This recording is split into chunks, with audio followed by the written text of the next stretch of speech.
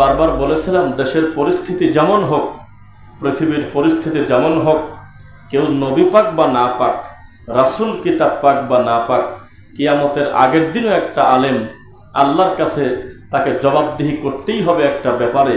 কেননা তার কাছ থেকে সব চলে গেলেও জুমার খুতবার টাইমটা যায়নি। মানুষকে দাওয়াতি কাজ করার জন্য এই খুতবার বিষয়টা, পৃথিবীতে কোনো মুসলিম যত বড় পাপী হোক, সে ইমামকে বলে নাই যে তুমি বসো আমি খুতবা দেব। ইমামের খুতবাতেই সে খুতবা শুনেছে, তার পিছনেই তিনি সালাত আদায় করেছে। এই সুযোগে একজন দায়ী হিসেবে, আলেম হিসেবে আমরা তাদের কান পর্যন্ত তাওহীদের দাওয়াতটা পৌঁছাতে পারলাম কিনা, সেটাই হলো আমাদের কথা। যেমন আজকে আপনার পছন্দের একজন দায়িত্বশীল হলো, সেও কিন্তু আজকের জুমার খুতবার একজন মুসল্লি জুমার নামাজের।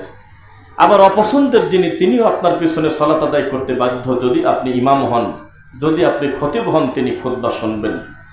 তাহলে আমরা এভাবে বলতে পারি বাংলাতে যে এই খুতবার এই 1 ঘন্টা বা 50 মিনিট বা 40 মিনিট, এই সময়টা একজন আলেম হিসেবে আল্লাহর কাছ থেকে পাওয়া একটা বিরাট আমানতের নাম। যেই আমানতটা যদি আমরা ভালোভাবে কাজ করি, একযোগে সব ইমাম যদি আমরা ভালো কথাগুলো ছড়িয়ে দেই, এটা একটা বিরাট বড় প্রভাব পড়বে ইনশাআল্লাহ। যার খুব উজ্জ্বল দৃষ্টান্ত, যাদেরকে কোনোভাবেই মূল্যায়িত করা হতো না, খুব কাছাকাছি সময়ে তাদের জোয়ারে, তাদের প্রচেষ্টায় একটা বিরাট বড় ধরনের পরিবর্তন আমাদের দেশে এসেছে। তো ঠিক তেমনি আলেম উলামা, মানুষ সারা সপ্তাহ মাস্তানি, গুন্ডামি, অন্যায়, পাপাচার, গুনাহ, সুদ, ঘুষ, ব্যভিচার সব কিছু করে এই জুমার দিনে একটা জায়গায় এসে ধরা পড়ে যায়। মান সম্মানের কারণে হোক, আল্লাহকে ভয় করে হোক, যেহেতু বিষয়টা পুরাটাই তাকওয়া হা হুনা, ভিতরের ব্যাপার, তাই আমরা সুধারণা করলাম যে আল্লাহর ভয়তে অন্তত জুমার খুতবায় অধিকাংশ পাপাচারী লোক হলেও সে মসজিদ ভিত্তিক আসে, সালাতে আসে। ওই সুযোগে যদি তার এই 6 দিনে কি কি পাপ ছিল, আর এই তবে বিশাল কবরস্থান, হাজারো মানুষের কবর সেখানে হচ্ছে অনেক আগে থেকে। ওখানে বিশাল একটা মাদ্রাসা আছে, তো সেখানে সভাপতি আজকে লাশ সামনে ধাম করে, কোনো কথা নাই, বার্তা নাই, মাইক চালু করেই 40 মিনিট আগে বক্তব্য শুরু করে দিয়েছে একটা হুজুর। তো দেখলাম যে সবকিছু তো আমার নিয়ন্ত্রণের ভিতরে থাকবে তা নয়, একটু ধৈর্য ধরে আমি দাঁড়ায় আছি পাশেই।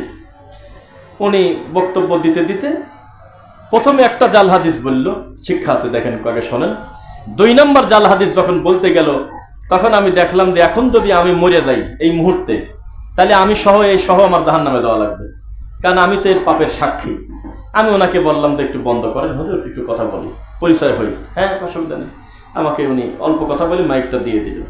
তাই বললাম যে আলেমরা যদি সহজে ভুল সংশোধন করে নেয়, এটা কি জাতির জন্য ভালো না খারাপ? আস্তে করে উনি স্বীকার করলো ভালো। তাই বললাম যে আপনি উত্তরপাড়া মসজিদের ইমাম, আমি দক্ষিণপাড়া মসজিদের ইমাম। আপনি শত মানুষের ভিতরেও যদি আমাকে বলেন যে হুজুর আপনার এই জিনিসটা একটু হাদিসটা সঠিক নয়, তা আমার কি করা উচিত? তো বলে মেনে নেওয়া উচিত। তখন আমি বললাম যে আপনি রাগ করবেন না, আপনি যে কথাটা বলেছেন এটা জয়ীফও না, এটা একেবারে মানুষের তৈরি করা জাল হাদিস। আপনি যে বললেন যে মায়ের দিকে তাকালে কবুল হজের নেকি, নবীর এই কথা বলার পর সাহাবায়ে কেরাম বললেন, আল্লাহর নবী আমি যদি একাধিকবার তাকাই, তখন নাকি আল্লাহর নবী বলছে, আরে তুমি 1000 বার তাকালে 1000 বার কবুল হজের নেকি। এর সাথে আরো কিছু ডালপালা মিক্স করে উনি প্রায় 7-8 মিনিট সময় কাটালেন। তখন আমি বললাম যে এটা অন্যায়, এটা বলবেন না, এটা জাল হাদিস। আপনি যদি একবার মুখ দিয়ে বলে দিতেন যে মায়ের পায়ের নিচে জান্নাত, এর থেকে আর কি এমন আছে বলার, বলেন তো দেখি মায়ের ব্যাপারে। উফিল লাকুমা, এই কথা যদি সূরা বানী ইসরাঈলের 23-24 বলে দিতেন যে মা বাপের সাথে উফ শব্দ পর্যন্ত বলা যাবে না, আর কি কিছু বাকি থাকতো? তখন কয় তা তো ঠিক। আমি বলি এটা বলবেন না, ওয়াল্লাহি আল্লাহর কসম, কামেল পাশ হুজুর এক বৈঠকে 4 জন আমরা একসাথে দাঁড়ায়, একবার এক সিরিয়ালে ডবল এমে দাঁড়া, কেউ প্রতিবাদ করে নাই। যেই আমি শুরু করছি তখন কয় হা হা হা ঠিকই তো, তা এতক্ষণ কি ঘুমাইছিলে তুমি? তারপর আমি বললাম যে দেখেন, এত জনতা আপনার উপস্থিতি, এটা হলে আমার শ্বশুর বাড়ির এলাকা, বছরে সর্বোচ্চ 1 দিন বা 2 দিন হলেও আমার আসতে হয়। আমি চাই না যে আমি বিনা অপরাধে আপনাদের কাছে পাপী হব, এটা আমার উচিত না। তবে আমি এখন যে কার্যক্রম করতে যাচ্ছি, তাতে আপনারা একটু পরেই চায়ের দোকানে গালাগালি করবেন। আমার এত ছিলাম আমি একটা আদর্শ জামাই, আমার শ্বশুরকে আপনারা ভালোবেসেছেন যে 2টা জামাই আলেম বা মাদ্রাসায় দায়িত্বশীল, এই সেই। কি? আমি বললাম যে এই মাইয়াতের জানাজায় আমি সূরা ফাতিহা পড়ব। এই পদ্ধতিটা শিখিয়েছে সাহাবায়ে কেরাম, তারা শিখছে মুহাম্মদ সাল্লাল্লাহু আলাইহি ওয়াসাল্লামের কাছ থেকে, আমি সানা পড়ব না। তারপরে বললাম যে জানাজার সালাতের পরে আমি কোনো মুনাজাত বা এই ধরনের কাজ আমি করব না। লাশ দাফন করার সময় আমি মরামাটি দেওয়ার দোয়া মনে করে মিনহা খলাকনাকুম আমি পড়ব না।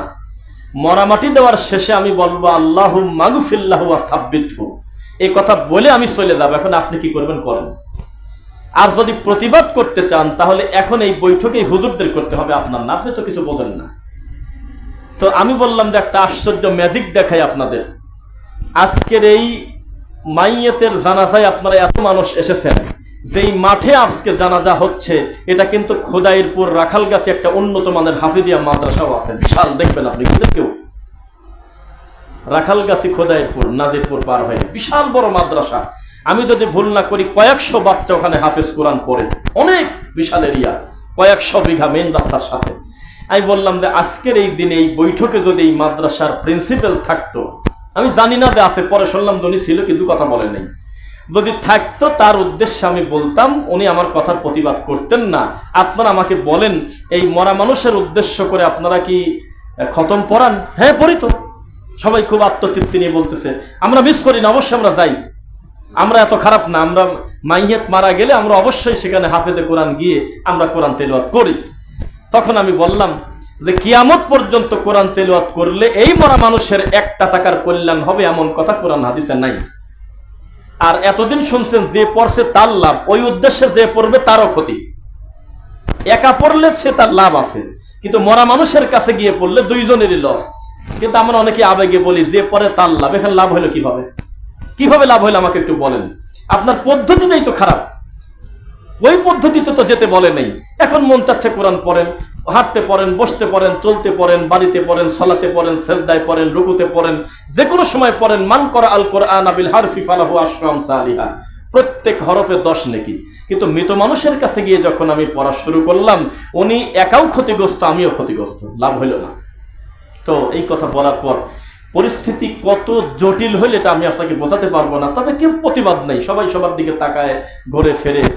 আমি বললাম যে একটা আশ্চর্য ম্যাজিক দেখাবো, আমি রফিক বিন সাইদ চলে যাব, উনি আমাকে ওসিয়ত না করলে আমি আসতাম না, কোশ্চেন কালেও আমি আসতাম না, কারণ এখানে আসতে শরীয়ত আমাকে বাধ্য করে নেই। তখন আমি বললাম যে দেখেন আজকের এই বৈঠকে একটা আশ্চর্য কথা, আমি প্রায় 11টা নতুন কথা বলছি, যে নতুন কথাটা আপনাদের কাছে নতুন। তো কয় হ্যাঁ ঠিক। 11 সেকেন্ডের জন্য একটা আলেম প্রতিবাদ করতেছে না, কারণটা কি? এটা চলেই তো এটা করি, মাটির দিকে তাকায় আছে, ওয়াল্লাহি আল্লাহর কসম একটা হুজুর মাথা তোলার সুযোগ পাইনি। আমার ধারণা কোনো সময় তুলতে পারে, আল্লাহ তুমি গায়েবের মালিক, তুমি জানো, আমি জানি না, আমার ধারণা তোলে নেই। আমি বললাম যেই হুজুর আপনারা স্বীকার করতেছেন যে মারা যাওয়ার সাথে সাথে আমরা খতম একটা দেই আর 3 দিনের হিসাবটা আলাদা, সেই হুজুর এখন কিন্তু আমাকে একটাবার বললো না যে এই কাজটা ভালো কাজ, এই যে আমার দলিল আছে, আমার সামনে বলবে না, তবে আমি চলে যাওয়ার পর আমার খবর আছে। তখন সব হাসতেছে। আমি চলে গেলে যে আমার দেখি খবর আছে দেখেন, তবে আমি থাকতে আমার কোনো খবর নেই, কোনো বাতাসও লাগবে না আমার গায়ে। এখন এই 4টা কামেল pass, double M A pass হুজুর যারা বড় বড় মাদ্রাসার মুহাদ্দিস, একটা বার আমার সাথে প্রতিবাদ করলো না। বলেন কি, বাপ দাদা থেকে সারাটা জীবন মরামাটি দেওয়ার সময় মিনহা খলাকনাকুম পড়া লাগে না এমন কথা শুনেই নাই কোনোদিন, মানা তো দূরের কথা। কিন্তু এখন আমার সামনে কেউ প্রতিবাদ করলো না। আমি বলছি যে এটা পড়া যাবে না, এটা কোরআনে ছিল, কোরআনে থাক, কোরআনের আয়াত, ওখান থেকে টেনে বের করে নিয়ে এসে মরামাটি দেব মনে করে পড়লে পাপ হবে। একটা বার প্রতিবাদ করলো না। তারপরে বললাম জানাজার সালাতের শেষে আপনাদের এখানে একটা প্রতিষ্ঠিত বিদআত হইল, সালাত শেষ, যেহেতু অনেকেই দূরে চলে যাবেন, অনেকের ব্যস্ততা আছে, ব্যবসা আছে, কবরস্থানে অনেকেই যেতে পারবেন না, মোনাজাত এখানে একটু করে দেন। তখন এখানে একটা হালকা করে আবার ওখানে যায় একটু পেশাব দিয়ে করে। তাই বললাম যে এই যে 2টা মোনাজাতই আমি আজকে বাতিল বললাম, এবং তার পক্ষে আমি সিরিয়াস হয়ে গেলাম। কেউ আপনারা কিন্তু আলেমরা প্রতিবাদ করতেছেন না, আল্লাহকে ভয় করেন। আমার ধারণা, এটা আমি ভুল হলে আল্লাহ তুমি ক্ষমা করো, আমার মনে হয় তাদের মুখের আকৃতির পরিস্থিতি পরবর্তীতে আমার ভাইয়েরা আরো কয়েকজন বলল যে যদি সাইডে যদি 1 বোতল বিষ পেত, বিষ খায় ফেলতো, মানে সহ্য করতে পারে, বিষ খায় ফেলতো। কিন্তু একটা বার আমার কথা ঠেকালো না। এই থামেন থামেন, মোনাজাতের দলিল আছে, থামেন। মরামাটি দেওয়ার দোয়ার ওটা আছে, আমরা পাইছি, এই কথা একটা বার বলল না। এটা প্রতিষ্ঠিত হাদিস আমাদের দেশে, যে মায়ের দিকে যদি কেউ নেক নজরে তাকায় তার একটা কবুল হদের নেকি হয়, কি আছে নাকি? উনি কেবল বলল, কিন্তু যখন উনি বলল সুবহানাল্লাহর প্রেশারটা কত সিরিয়াস ছিল আমি বোঝাতে পারবো না। মানুষ কত আত্মতৃপ্তিতে জাল হাদিস শুনে সুবহানাল্লাহ বলে, এটা শেষ করা হবে না। সামনে আলেম মানুষের সম্মান দিতে হবে। আমাদের আলহামদুলিল্লাহ যিনি নিজেই একজন খতিব দায়ী, আপনাদের সামনে অনেক দাওয়াতি কাজ করেছেন, আমার প্রিয় ভাই প্রিয় বন্ধু শেখ মোস্তাফিজুর রহমান হাফিজাহুল্লাহ, আলহামদুলিল্লাহ। তিনি মুসল্লি হয়ে খুতবা শুনবেন, তিনি দিলেই ভালো হতো, আমি হয়তো শুনতাম। যাই হোক, আল্লাহ সুবহানাহু ওয়া তাআলা আমাদের অতীতের ভুলগুলো ক্ষমা করুন, আল্লাহুম্মা আমিন। তখন আমি বললাম যে এখন আপনাদের আমার প্রতি সাময়িক রাগ হতে পারে, তবে আমি আমার মরা পর্যন্ত চ্যালেঞ্জ, আমার মস্তিষ্ক যদি বিকৃত না হয়, আমি যদি মাথা যদি উল্টে না হয়, আমার যদি ব্রেন ভালো থাকে, তাহলে আমার কাছে সবচাইতে বড় প্রিয় সে যার মাধ্যমে মরার আগে আমার একটা ভুল সংশোধন হইল। আমি জানি আমার এই 4টা হুজুর ভাইয়ের খুব খারাপ লাগতেছে, তবে এই 4টা হুজুর ভাইয়ের এই মুহূর্তে আমি সবচেয়ে বড় উপকার করলাম, কবরের বড় খাটিপিটা থেকে বাঁচালাম। আমি তাকে এইভাবে বললাম। এত বিপদে সে মরি সারছিল, এত মহা বিপদে পড়ে সারছিল। মাকাদাহু মিনান নার, এই একটা জাল হাদিস বলার কারণে তওবা না করে মরলে তার জাহান্নামে ঘর তৈরি হয়ে আছে। কি করবেন বলুন? এই হুজুর রয়েছে রাখালগাছি, কিন্তু ও ঠিক পায় নাই যে জাল হাদিস বলার কারণে জাহান্নামে অলরেডি ঘর তৈরি হয়ে আছে। কি বিপদ! তাহলে আমার মাধ্যমে যদি আমার এই ভাইটার ভুল সংশোধন হয়, আমি তার বন্ধু না শত্রু? সব কয় বন্ধু, এটাও আবার কয়। তো এই যে অবস্থা, আমি আপনাকে এটা বোঝাতে চাচ্ছি যে প্রথম ব্যক্তিটাকে ভালো কাজটা শুরু করবে, তা'মুরুনা বিল মারুফ হোক আর তানহাউনা আনিল মুনকার হোক, যেটা হয় হোক, ভালো কাজের আদেশ হোক আর মন্দ কাজের বাধা দেওয়া হোক, এই প্রথম শুরু করার লোকটা আমাদের দেশে নেই। আপনি সুজানগর বাজারে নিরপরাধ একটা লোককে দেখবেন, এমনি আপনি জানেন টানেন না, একটা লোক জোরে করে ধাক্কা দিয়ে বলতেছে, এই ধর ধর মার মার। আপনার কিন্তু এই মাথায় চিন্তা নাই উনি কোন কারণে মারতেছে, তা তার আমি জানি না। সে তো পারিবারিক দ্বন্দ্বেও মারতে পারে। একটা কিল আপনি দিয়ে বসবেন, সুযোগ পাইছে আমি একটা লাথি দিয়ে দিই, দেখবেন 5 মিনিট পর তার লাশই খুঁজে পাওয়া যাচ্ছে। এটা হলো সেই জায়গা। অথচ তাহকিক করতে হবে, তদন্ত করতে হবে, আমি যে রাসূলের নামে কথাটা বললাম এটা আসলে রাসূল সাল্লাল্লাহু আলাইহি ওয়াসাল্লামের কি না। তখন জুমার কি বলে আজকে 9টার সময় জানাজা হলো, আজকের কথা বললাম, জানাজার সালাত দিয়ে আমি চলে আসলাম আর কি। পরে একটা সুন্দর প্রস্তাব পাইলাম, এইটা একটা মনের ভালো লাগলো। একটা মসজিদের দায়িত্বশীল বলতেছে, এই সেম কথাগুলিকে আপনি আজকে আমাদের মসজিদে যদি জায়গা করে দেই, খুতবায় বলতে পারবেন? আমি ভালো লাগে, আমি বললাম না আপনার প্রস্তাবটা আমার ভালো লাগছে, সুযোগ থাকলে আমি দিতাম, তবে সুযোগ নাই। তবে এই ইমানি চেতনাটা ভিতরে রাখেন। বলে যে আমিও আহলে হাদিস কাকে বলে বা কি কাকে বলে কিছুই জানি না, তবে যে কথাগুলি আপনি বললেন সম্ভবত এই কথাগুলি আমার একার না, আমার গোটা সমাজের শোনা উচিত। এভাবেই চলতেছে শত শত বছর দিন, কেউ প্রতিবাদ করবে না। প্রথম ব্যক্তি লাগবে। একজন লোক মনে করছিল আজকে থেকে 5 বছর আগে, সম্ভবত আমি একা মনে হয় এই সুজানগরে আহলে হাদিস, আর মনে হয় কেউ নাই।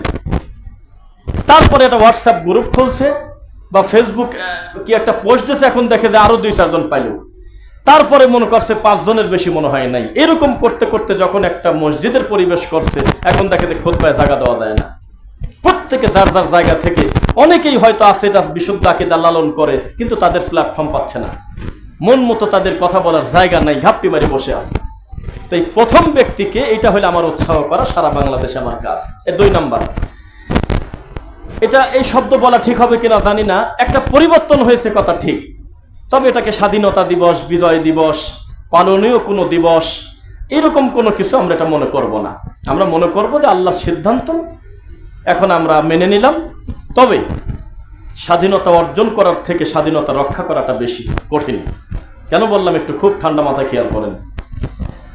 এই যে আজকের যে দিন, আলেম ওলামার খুশির দিন, সবাই হোয়াটসঅ্যাপে লিখতেছে, ফেসবুকে লিখতেছে আমরা খুশির দিন, আমরা খুব আনন্দে থাকবো। হঠাৎ করে ঢাকা দোহারে আল্লাহর একটা ঘর ভেঙে দিয়েছে, মসজিদ ভেঙে দিয়েছে। যে ভাঙছে সে অবশ্যই সাইফুল হাদিস হবে, তো বোঝেন, মুফতি বড় মাওলানা, তার নেতৃত্বে আল্লাহর একটা ঘর ভেঙে দিয়েছে। ভেঙে দেওয়ার পরে যদিও সমাধান হয়ে গেছে, তো মিডিয়াতে একটা বলি, সেটা হলো আমি আপনাদেরকে বলি, এই বাংলাদেশে আপনি নিজেকে ওইভাবে তৈরি করেন যে সারা পৃথিবীর মানুষ যদি সুন্নাতের বেদাতে ঢোকে, আমি একা একা ছাড়বো না ইনশাল্লাহ, এই লোক তৈরি হন। এইরকম যদি থাকেন তাহলে কাজ আছে। মুনাফিকি মার্কা কথা বাদ দিয়ে দেন। আমাকে একটা লোক বলতেছে যে এইবার যাস কোন জায়গা, তোরা হইলো দেওবন্দীদের বিরোধিতা করিস বেটা, এখন তো আমরা ক্ষমতা পাওয়া যাচ্ছে এই সেই। আমাদের মামুনুল হক সাহেব তো আগেই ঢুকে গেছে, হইলো একেবারে কাছাকাছি চলে গেছে। তখন আমি তাকে বললাম, যেদিন মুখ খুলবে সেদিন বিপদে পড়ে যাবে। কোনদিন যদি বিনা অপরাধে আহলুল হাদিসদের ব্যাপারে একটা কটু কথা বলো, তাহলে আমরা তোমাদের বলবো এই দেশের টুপি মাথায় দিয়ে সর্বপ্রথম রক্ত বিক্রি তোমরা করছো। 13 সালের রক্ত বিক্রি করে 18 সালে মা বানাইছিলে তোমরা, তোমাদের মা হারা হয়ে গেলে তোমরাই হলে সবচেয়ে বড় আফসোস করার কথা। আমরা অফিসিয়াল আওয়ামী লীগও না, বিএনপিও না, সারাটা জীবন আমরা সৎ কাজের আদেশ এবং অসৎ কাজের নিষেধ করে থাকি ইনশাআল্লাহ। আগেও যে গতিতে কথা বলেছি এখনো সেই গতিতেই কথা বলবো ইনশাআল্লাহ। কেননা আমরা চাই সংশোধন হয়ে যাক, অমককে পিটায় আপনাকে দেশ তারা করতে হবে এই নীতি আমাদের আল্লাহ রাসূল শেখায় নেই। মানুষটা সংশোধন হয়ে যাক, কথা কি বুঝতেছেন? এই নীতি আমাদের আগেও ছিল, এখনো ছিল। জান্নাতের সার্টিফিকেটও তোমরাই দিছো, আবার মাও বানাইছিলে তোমরা। আমরা অতি বাড়াবাড়ি করতে গিয়ে কাউকে কোনোদিন নবীর কাতারে বসাই নাই, জান্নাতেও দেই নাই। আমরা ইনসাফ করেই চলছি, আগেও পরেও ইনশাআল্লাহ। কথা বোঝা যাচ্ছে? এই জন্য আপনি মন দুর্বল করবেন না।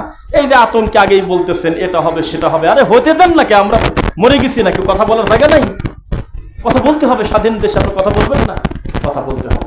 আপনাকে বুঝতে হবে কিসের ভিত্তিতে, কোন শক্তিতে শায়েখ আকরামুজ্জামান বিন আব্দুস সালাম মাদানির মতো লোককে একটা ল্যাংটা হুজুর মামলা দেয় হলো প্রায় 24টা।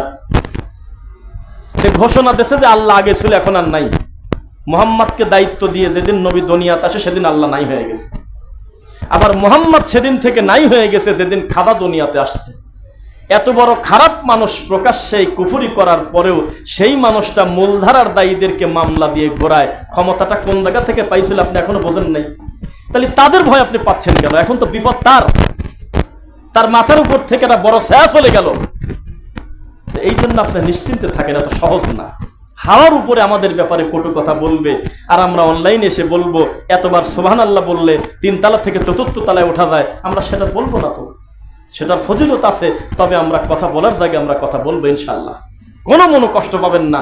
আপনি চিৎকার দিলে শোনে হয়তো 5 জন, কিন্তু আমরা চিৎকার দিলে হয়তো এই দেশের অন্তত 2, 4, 5, 10, 20 লক্ষ মানুষ শুনবে। এই আমানতের খেয়ানত আমরা করবো না ইনশাআল্লাহ। আপনাদের পক্ষ থেকে আমরা মরা পর্যন্ত আওয়াজ রাখবো, তাওহীদের আওয়াজ ইনশাআল্লাহ। কোনদিন এইটা পাবেন না যে আহলুল হাদিসরা জালেম, আপনি মাজলুম হিসেবে আমাদের পাবেন। আর আরেকটা কথা মনে রাখবেন, আপনার কাছে আছে 10 টাকা, আপনি 15 টাকার দরকার, এই জায়গাটা কিনবেন।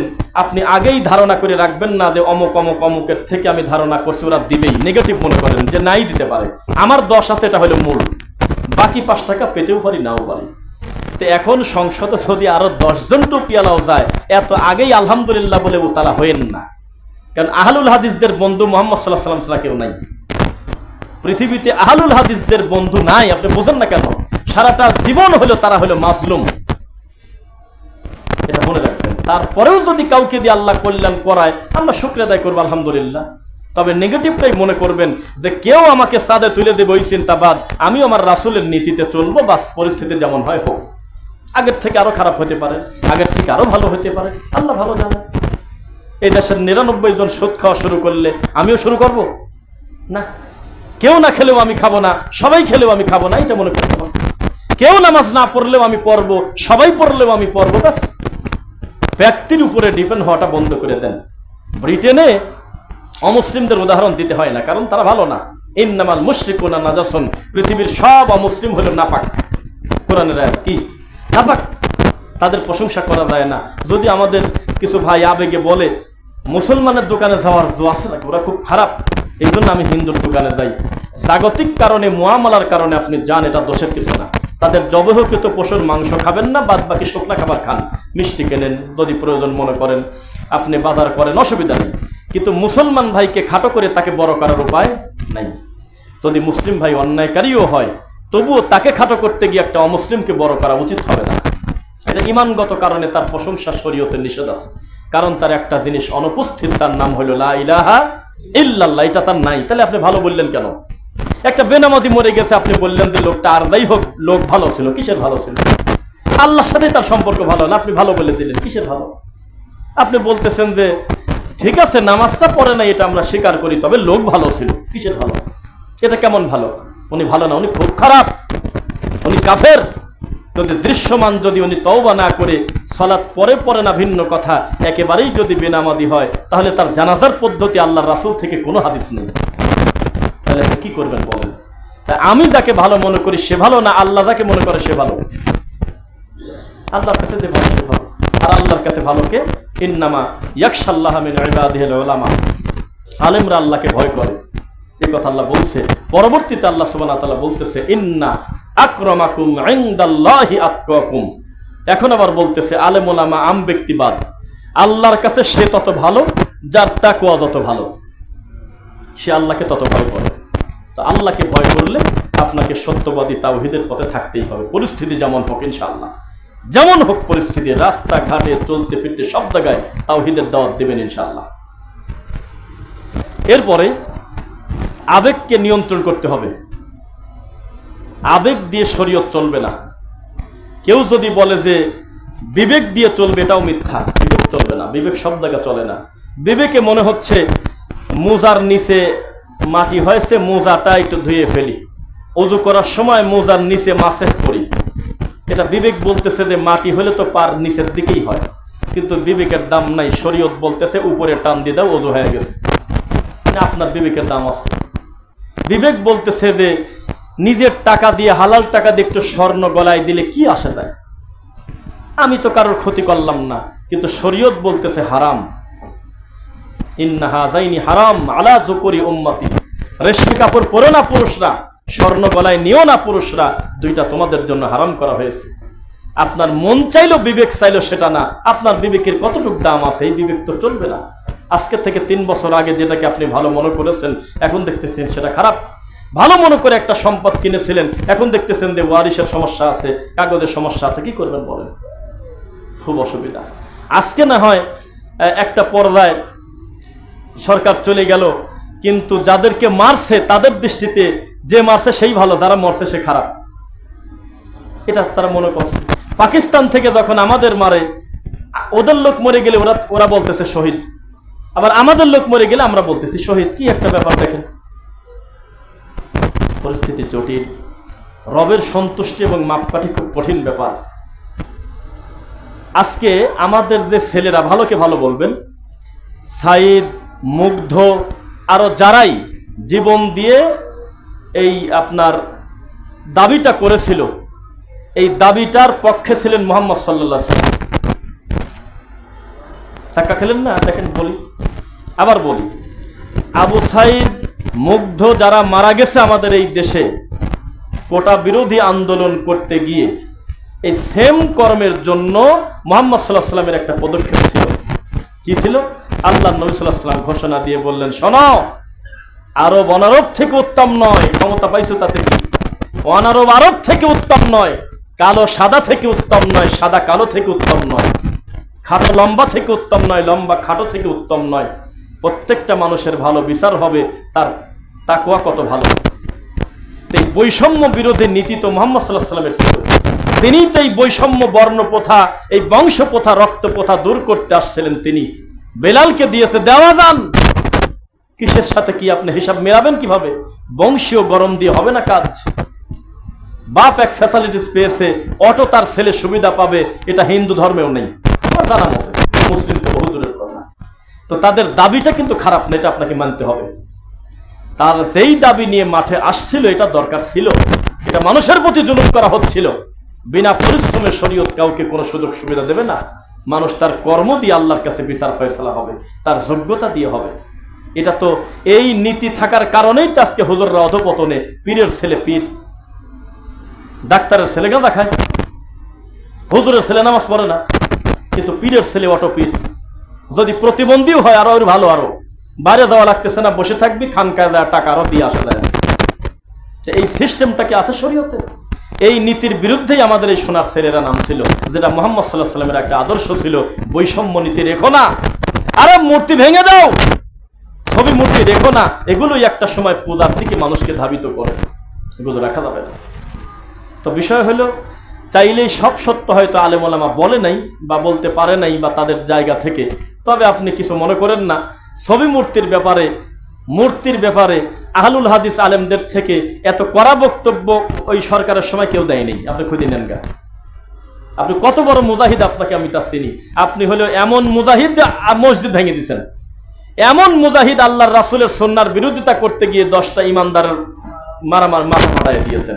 এইটা আপনার ভিতরে ছিল জোশ, কিন্তু সুন্নাতের যে পাওয়ার, তাওহীদের যে পাওয়ার, এটা আওয়ামী লীগ বিএনপি জামাত বড় কথা না। পৃথিবীতে যে যখনই ক্ষমতায় এসেছে আহলুল হাদিসরা শিরকের বিরুদ্ধে সারাটা জীবনই ছিল, সারাটা জীবন ছিল, কখনো তারা সাথ দেয়নি। শেখ আব্দুর রাজ্জাক বিন ইউসুফ হাফিজাহুল্লাহ কত কঠিন পরিস্থিতি, কে কোন জায়গা আছে, কে কোন দায়িত্বে মাথায় নেই। এই একই কথা, মূর্তি ভেঙে দাও, ছবি মূর্তি রাখা যাবে না, কবর উঁচু করা যাবে না। কার কবর সেটা মুক্তিযোদ্ধা কবর নাকি আর কিসের কবর, এই কথাই নাই, বরং আরো সিরিয়াস করে বলছে এগুলো রাখা যাবে না। কিন্তু যারা নিজেদেরকে বড় করতে গিয়ে আমাদেরকে গালি দিচ্ছে, খাটো করতেছে, দেখেন ঘুরে ফিরে তারাই মিনিটে মিনিটে খোসা পরিবর্তন করছে। খোঁজ নিয়ে দেখেন, এটা করা যাবে না। সারাটা জীবন একই গতিতে থাকতে হবে, তাহলে মানুষের কাছে অপমানিত হতে হবে না। মুহাম্মদুর রাসূলুল্লাহ সাল্লাল্লাহু আলাইহি ওয়াসাল্লাম তার জামাতা আলী রাদিয়াল্লাহু আনহুকে বলেছে, তুমি কোনো উঁচু কবর ছাড়বে না, কোনো ছবি মূর্তি ছাড়বে না, আমাদের এই দেশে কোনো মূর্তি থাকবে না। এটা চান তো ইনশাআল্লাহ? কোনো ভাস্কর্য, সেটা রবি ঠাকুরের হোক আর লালন ফকিরের হোক, এইটা আবার আর এক লজ্জা, লালনের আবার পূজা করা হয় আমাদের দেশে। অথচ সে মুসলিম তো দূরের কথা, ও কোনো ধর্মেরই না। ও তো সারাটা জীবন নিজেই বলছে লালন কি যাতে সংসারে আমি তো বুঝিনি। তো বোঝে না সে কি মানুষ নাকি? এটা ও নিজেই জানে না যে আমি হিন্দু না মুসলিম। ও বলতেছে কে কঞ্চি আর কে বাঁশ, কে মুরগি আর কে ডিম, সবই তো একই। এটা তার কথা। এই সমস্ত নোংরা লোকের নামে আমাদের দেশে ব্রিজ হয়, আমাদের দেশে আপনার কি বলে স্থাপনা তৈরি হয়, লজ্জাজনক, এটা খারাপ, এটা অবশ্যই ভেঙে ফেলতে হবে। এটা রাষ্ট্রদ্রোহী কথা নয়, এটা নবী সাল্লাল্লাহু আলাইহি ওয়াসাল্লামের নীতি আদর্শ। তো দিন কাকে দিয়ে আল্লাহ বিজয় করাবেন, কাকে দিয়ে ভালো কাজ করাবেন তা আমরা জানি না, তবে আমরা আমাদের শাসকের জন্য দোয়া করব, কল্যাণকামী হব ইনশাআল্লাহ। আর যদি তাদের কোনো মন্দ কর্মের কারণে যদি প্রতি মিনিটে আমি যদি রাস্তায় দাঁড়াই, তখন আরো অন্যায় করার জন্য আরো বিগড়ে যায়। এখন আপনার দৃষ্টিতে মানে সাবেক প্রধানমন্ত্রী কিন্তু গত মাসে খারাপ তা কিন্তু না, 15 বছরই খারাপ আপনার দৃষ্টিতে। তো 15 বছর আগে আপনি কি করলেন বলুন? একদিনেই কি চাইলে আপনি তাকে নামাতে পারছেন? একটা পর্যায়ে, একটা পরিস্থিতিতে পর্যায়ে গিয়ে এই অবস্থা আসছে। তা আপনি যদি এই নীতি আপনি মনে করেন যে প্রত্যেকটা নেতার আমরা জবাবদিহির আওতায় আনবো, যদি একবার শুনি কোনো নেতা নাস্তিক্যবাদী কথা বলছে, একবার যদি শুনি আমার রাসূলকে নিয়ে কোনো কটু কথা বলছে, একবার যদি শুনি কোনো আলেমকে নিয়ে ব্যঙ্গ করছে, একযোগে 64টা জেলায় জুমার খুতবায় তার খবর করে ছেড়ে দেবো। দেখেন, একটু বলেই দেখেন, সহজে কোনো খারাপ কাজে হাত দেবে না ইনশাআল্লাহ। কিন্তু এটা করতে হবে কিভাবে? রাস্তায় গিয়ে নাকি যার যার জায়গা থেকে আল্লাহর ঘরে ভালো ভালো জায়গায় যেখানে কথা বললে পৌঁছায় সেখানে ভালো জায়গায় সরাসরি বলতে হবে তাদের। এখন যারাই দায়িত্বপ্রাপ্ত হয়েছে তাদের জন্য আমরা দোয়া করি। 2 নম্বর কথা, যে আপনার চাওয়া পাওয়ার সাথে কিন্তু তার সম্পর্ক নাই। আপনি চাইছেন জন্য তারা হয়েছে তা কিন্তু না, আবার আপনি না চাইলে কাল সকালেই নেমে যাবে, বিষয়টা এমন না। তো যেহেতু আল্লাহ তাদের ক্ষমতাটা দিয়েছেন, আমরা দোয়া করি ক্ষমতাটা যেন আল্লাহ দিনের জন্য কবুল করেন। এই যে আমার ভুল হতে পারে আমি জানি না, মুগ্ধ যেই ছেলেটা মানুষকে বলছে যে পানি দিচ্ছি, পানি লাগবে, পানি বলে বলে মানুষের কাছে দিয়েছে, অথচ নিজে খেয়াল করে নাই তার পরিস্থিতি কত জটিল, একটা পর্যায়ে তিনি মারা গেছেন, জান নাই? এই মুগ্ধ আমি যদি ভুল না করি তিনি বিশুদ্ধ আকীদা লালন করতেন, সুধারণ আমাদের। কারণ তার নিজের ঘরের টেবিলে 2টা বইয়ের জায়গা হয়েছে, তার 1 নম্বর বই হলো সালাতুর রাসূল। দলিল ভিত্তিক কথা বলবে 1টা ঘন্টা, এই মুফতি জবাব দিতে পারবে না, কিন্তু তার বড় দায়িত্ব। এটা আহলুল হাদিসের একটা বড় পাওয়ার, যে তাদের সবচেয়ে বড় অস্ত্র হলো দলিল, সবচাইতে বড় তাদের ক্ষমতা হলো আল্লাহর রাসূলের সুন্নাহ ইনশাআল্লাহ। সেজন্য ডক্টর রাসূলুল গালিব স্যার মনে হয় একটা সুন্দর একটা লিখছে যে একটা মসজিদ ভাঙবে, আল্লাহর পরিকল্পনায় এদেশে 10টা তৈরি হয়ে যাবে ইনশাআল্লাহ।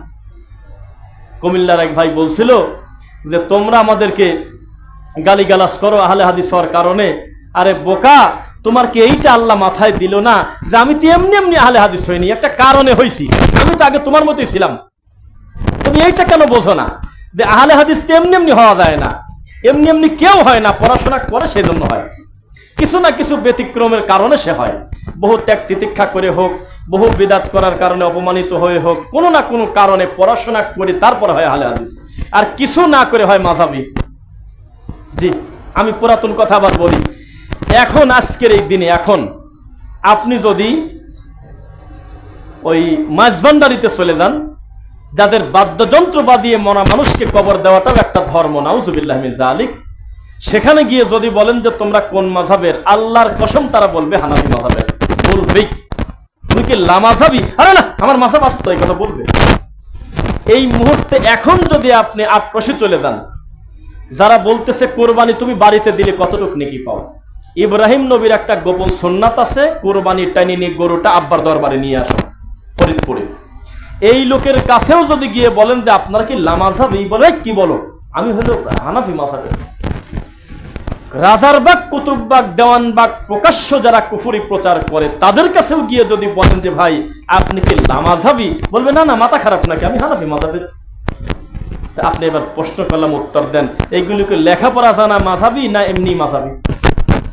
কিছুই জানে না, আন্দাজে চলতেছে।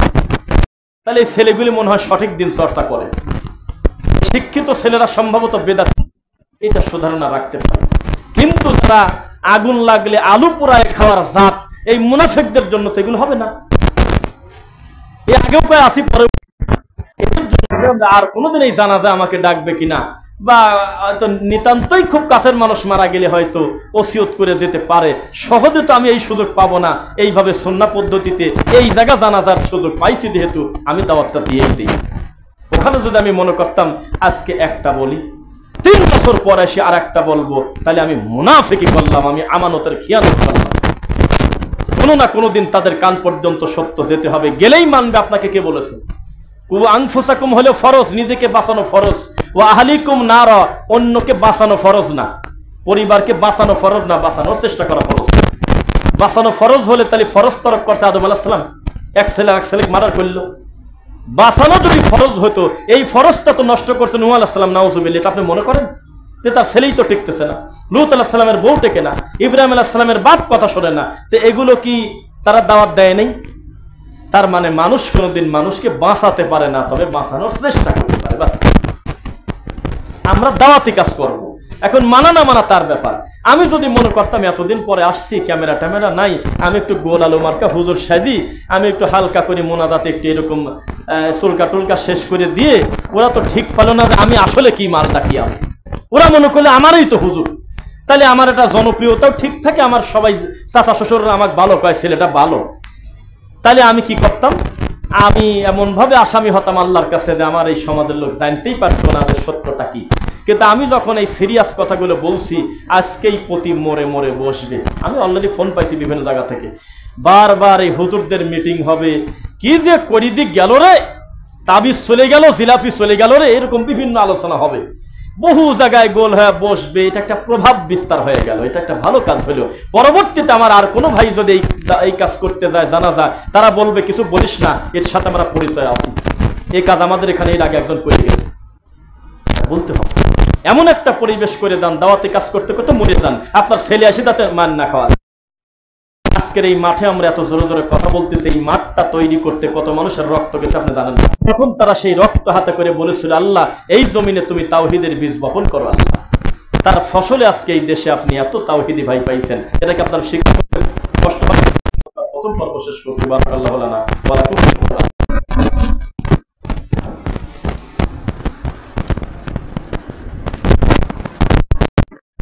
কোন পাপ এদের কাছে নাই, সবচাইতে বড় পাপ মসজিদে যদি কোনোদিন কেউ জোরে আমিন বলে ফেলে, এই শব্দ যদি ইমাম শুনে ফেলে, এর থেকে বড় পাপ আর দুনিয়ায় নেই। এই মুনাফিক হুজুর সবার ভালো বলে, বুকে টেনে নেয়, কিন্তু আল্লাহর ঘরে বারান্দায় একটা ছেলে ওয়ালা দল্লিন বলার পর খালি বলছে আমিন, এইটুক সহ্য করতে পারে নেই। এত ঠান্ডা হুজুর, সেই লোকটা বিগড়ে যায়, পরিস্থিতি এমন করলো, পরিস্থিতিটার নামের উপরে একটা খুতবা দিয়ে দিয়েছে। অনেক দিনের কষ্টের মাজলুম ভাইদেরকে নিয়ে আজকে আমরা একটা জায়গা পাইছি, পীর আসি বসেই হয়ে তাদের সেই সমস্ত ছেলেরা আমাদের বক্তব্য শুনে এত কঠিন পরিস্থিতিতে দেওয়া করার কারণে